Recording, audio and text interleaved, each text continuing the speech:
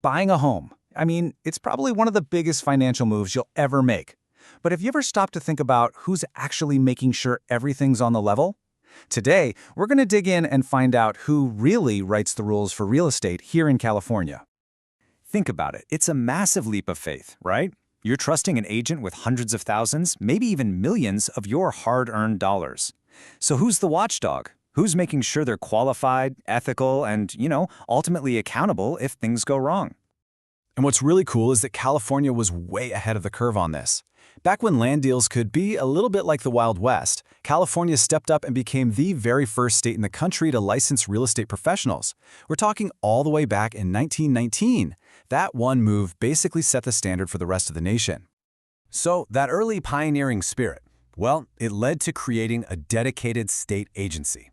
Because, let's be honest, when the stakes are this high, a simple handshake just doesn't cut it. You need an official rulebook, and you definitely need a referee. And that referee is the Department of Real Estate, or as you'll hear it called, the DRE.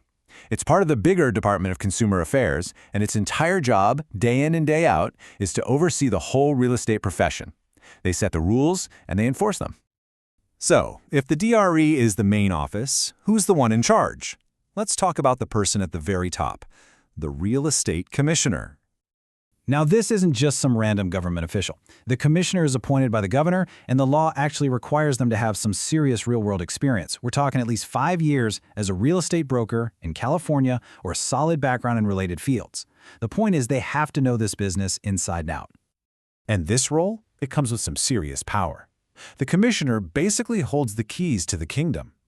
They're the ones who decide who gets a license to practice and, just as important, who loses that privilege. They can suspend or even completely revoke a license for breaking the rules. And when legal questions come up, they've got the California Attorney General's office backing them up. Which naturally leads to a pretty big question. What actually happens when an agent or broker crosses the line? Let's take a look at how that disciplinary process works. It's not just a slap on the wrist. There's a clear, formal process. It all starts when an official complaint, called an accusation, is filed.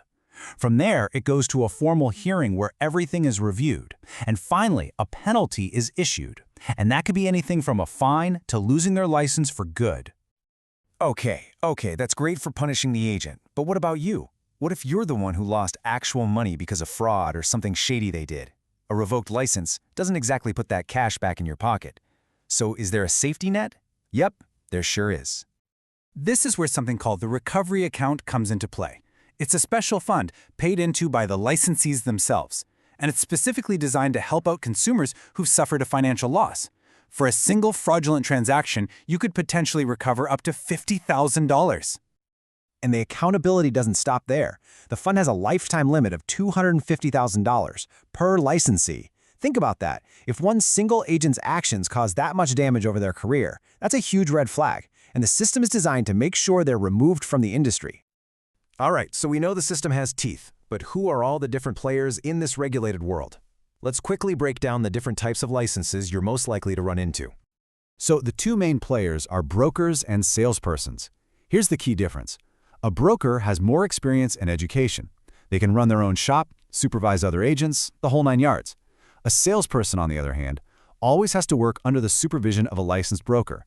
So when you're working with a salesperson, you can be sure there's a broker overseeing the whole transaction. And while we're focusing on California today, it's good to remember that every state does this a little differently.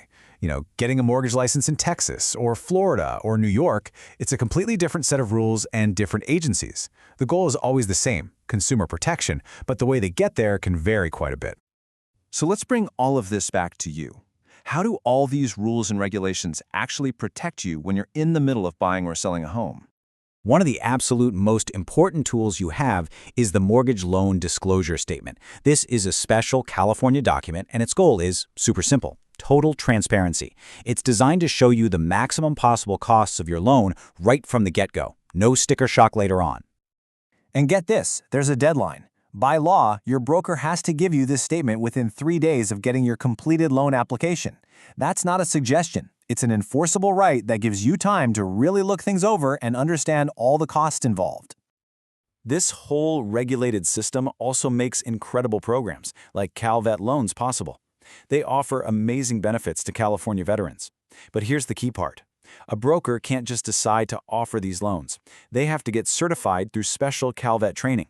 That's the system ensuring they have the right expertise to serve veterans properly. It's a perfect example of these rules making sure you get quality service. So the next time you're getting into the real estate market, you're not just a client, you're an informed consumer. Knowing there's a whole system, a commissioner, a rule book, and even a financial safety net all working in the background. What would you ask your next agent to make sure they're the absolute right person for the job?